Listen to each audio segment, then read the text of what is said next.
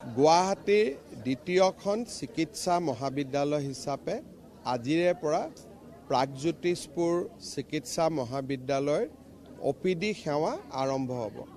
পৰ্যায়ক্ৰমে এই বছৰৰ ভিতৰতে আমি নেশ্যনেল মেডিকেল কাউন্সিলৰ স্বীকৃতি ল'বৰ বাবে চেষ্টা কৰিম, যাতে অহা শিক্ষাবৰ্ষত আমি 100 জন ছাত্ৰ-ছাত্ৰীক এই প্ৰাগজ্যোতিষপুৰ মেডিকেল কলেজত অধ্যয়নৰ বাবে এডমিশ্যন দিবলৈ সক্ষম হওঁ।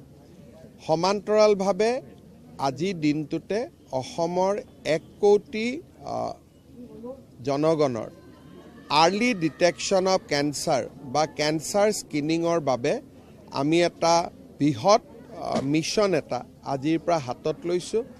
আসাম কেঞ্চাৰ কেয়াৰ ফাউণ্ডেশ্যন আৰু অসম চৰকাৰে যৌথভাৱে 1 কোটি মানুহৰ কেঞ্চাৰ ডিটেকশ্যন বা স্ক্ৰিনিং কৰাৰ কাৰণে চেষ্টা কৰিব আৰু 2 বছৰ সময়সীমাৰ ভিতৰত আমি 1 কোটি ব্যক্তিৰ ওচৰলৈ যাম। তেনে এক আত্মবিশ্বাসেৰে আজি আমি সেই মিছনটোৰো শুভাৰম্ভ কৰিছোঁ।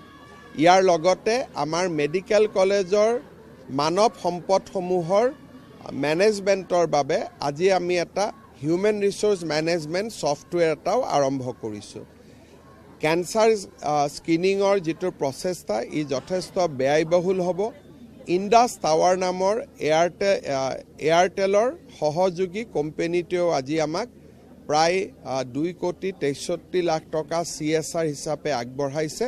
তেওঁলোককো মই ধন্যবাদ দিছোঁ।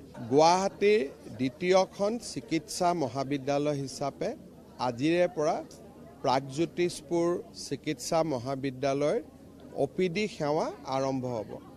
পৰ্যায়ক্ৰমে এই বছৰৰ ভিতৰতে আমি নেশ্যনেল মেডিকেল কাউন্সিলৰ স্বীকৃতি ল'বৰ বাবে চেষ্টা কৰিম, যাতে অহা শিক্ষাবৰ্ষত আমি 100 জন ছাত্ৰ-ছাত্ৰীক এই প্ৰাগজ্যোতিষপুৰ মেডিকেল কলেজত অধ্যয়নৰ বাবে এডমিশ্যন দিবলৈ সক্ষম হওঁ।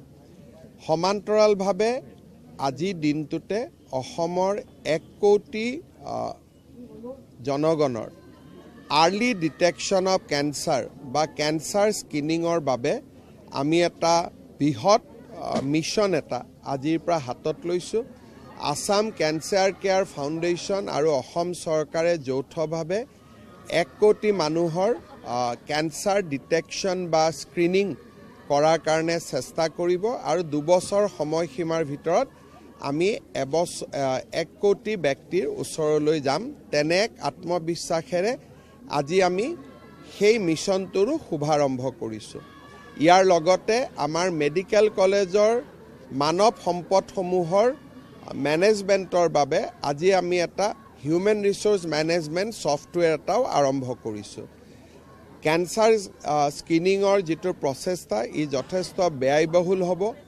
ইণ্ডাছ টাৱাৰ নামৰ এয়াৰটেলৰ সহযোগী কোম্পানীটোৱেও আজি আমাক প্ৰায় 2 কোটি 63 লাখ টকা CSR হিচাপে আগবঢ়াইছে। তেওঁলোককো মই ধন্যবাদ দিছোঁ।